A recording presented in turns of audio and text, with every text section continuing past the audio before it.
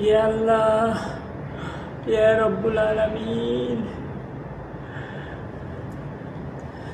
আল্লাহ, দাড়িপাল্লা যেন সরকার গঠন করতে পারি তার তৌফিক তুমি দান করো আল্লাহ। বাংলাদেশ জামাত ইসলামী বাংলাদেশ ইনশাল্লাহ অনেক আশা নিয়ে আপনার কাছে ফরিয়াদ জানাই আল্লাহ। আল্লাহ, তুমি দাড়িপাল্লায় পাশ করাই আল্লাহ, ইনসাফের রায় দিও আল্লাহ। আল্লাহ, সুষ্ঠু অবাধ সুষ্ঠু যেন ভোট রায় হয় তার তৌফিক দান করো আল্লাহ।